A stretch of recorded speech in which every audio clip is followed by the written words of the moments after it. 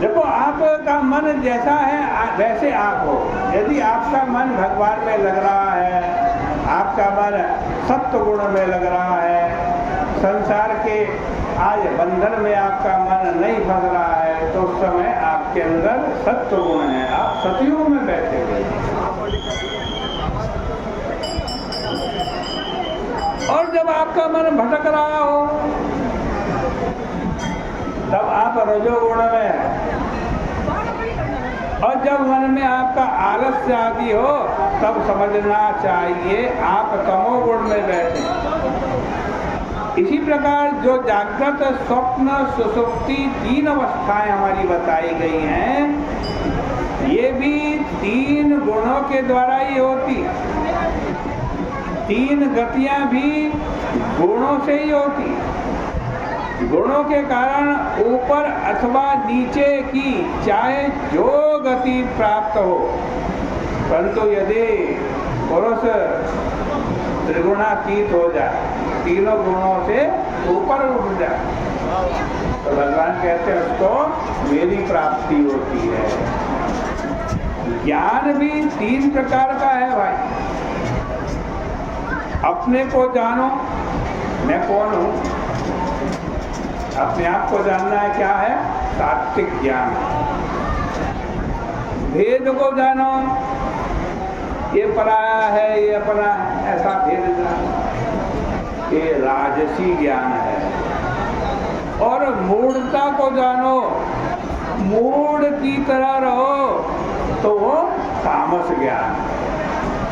परंतु भगवान कह रहे मुझे परमात्मा का ज्ञान हो जाए तो वह निर्गुण ज्ञान है। देखो, गीता में जो ज्ञान का उपदेश किया गया है वह त्रिगुणों के अंदर किया गया है, परंतु यहाँ भागवत में तो एक एक विभाग बताया हुआ है। यह बड़ा विलक्षण है। भगवान कह रहे उद्धव जी, वन में रहना सात्विक है, वन में रहो। गांव में रहना राजसी है, जुआ घर में रहना तामसी है।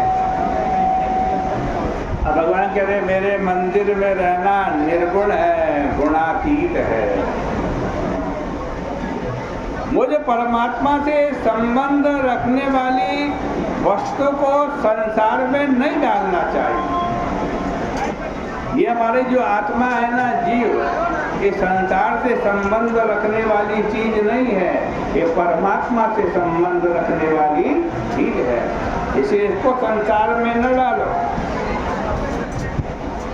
देखो, जो कर्म कर रहा है, कर्म करते हुए भी जो अनासक्त है, उस कर्म में आसक्त नहीं है, किसी राग देश में नहीं फंसा हुआ है कर्म करते हुए, तो वो व्यक्ति क्या है?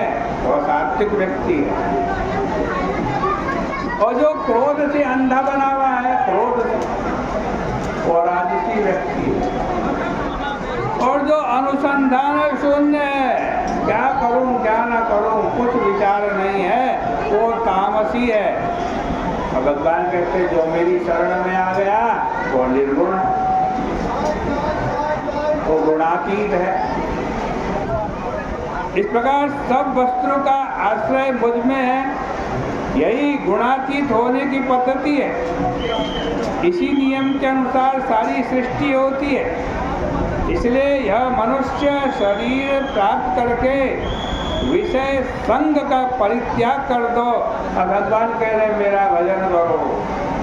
जो निस्संग विद्वान, भगवान कह रहे मेरा भजन करता है, वो त्रिगुणों पर विजय प्राप्त कर लेता है और लिंग शरीर का परित्याग करके वो जो परब्रह्म परमात्मा से एक हो जाता है। उसके लिए बाहर भीतर का कोई भेद नहीं रहता।